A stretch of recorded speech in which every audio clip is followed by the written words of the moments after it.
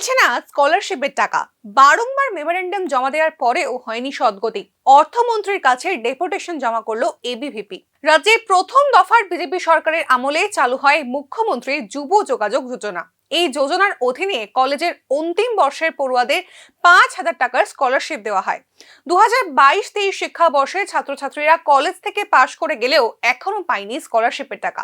এ বিষয়ে বিভিন্ন দফতরে একাধিকবার মেমোরেন্ডাম জমা দেওয়া হয়, তবে হয়নি কোনো সদ্গতি। এ বিষয়ে সমাধান চেয়ে শনিবার অর্থমন্ত্রী প্রণজিৎ সিংহ রায়ের কাছে ডেপুটেশন জমা করে এবিভিপি। আমরা অবগত আছি যে আমাদের রাজ্যে যারা এবছর সমস্ত জেনারেল ডিগ্রি কলেজ থেকে এবছর গ্রাজুয়েশন করেছে, আমরা জানি যে আমাদের রাজ্যের যিনি মুখ্যমন্ত্রী ছিলেন বিপ্লব কুমার দেব, ওনার একটি প্রজেক্ট শুরু হয়েছিল রাজ্য সরকারের দ্বারা, যে মুখ্যমন্ত্রী যুব যোগাযোগ যোজনা, যার মধ্যে ছাত্রছাত্রীদেরকে যারা ফাইনাল ইয়ার স্টুডেন্ট থাকে তাদেরকে 5,000 একটা অ্যামাউন্ট তাদেরকে পে করা হয় এই স্কিমের মাধ্যমে। তো আমরা দেখতে পেয়েছি কোনো না কোনো কারণবশতে এবছর যারা গ্রাজুয়েশন করেছে, কিন্তু 22 এবং 23 সেশনে যারা রয়েছিল বিদ্যার্থীরা, তাদেরকে স্কলারশিপ থেকে তারা বঞ্চিত রয়েছে। তাই বিদ্যার্থী পরিষদ প্রথম আমাদের হায়ার এডুকেশনের মধ্যে ডাইরেক্টর স্যার মিলিত হয়ে ওনাকে একটা মেমোরেন্ডাম সাবমিট করে। তারপর আইটি ডিপার্টমেন্টের যিনি ডাইরেক্টর স্যার রয়েছিলেন ওনার কাছেও একটা মেমোরেন্ডাম সাবমিট করে। এত দুবার মেমোরেন্ডাম সাবমিট করার পরও দেখা গেছে যে এখন অবধি তার কোনো ধরনের স্টেপ বা কোনো পদক্ষেপ নেওয়া হয়নি।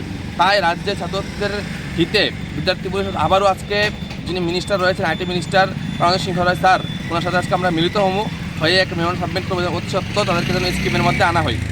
টোটাল কতজন হবে মানে এই সেশনে?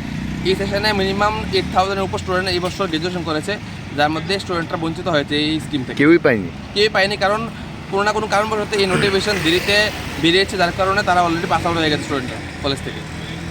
আমার দাবি এটা যে যারা এই স্কিমের মধ্যে বঞ্চিত রয়েছে তাদেরকে যেন এই স্কিমের মধ্যে সুযোগ করে দেওয়া হয়, কারণ যেহেতু প্রত্যেক 2019 থেকে প্রত্যেকে পেয়ে আসছে, তো ওনারা কেন বঞ্চিত হবে, তার জন্য আমরা দাবি যেন ওনাদেরকে এই আওতায় আনা হয়।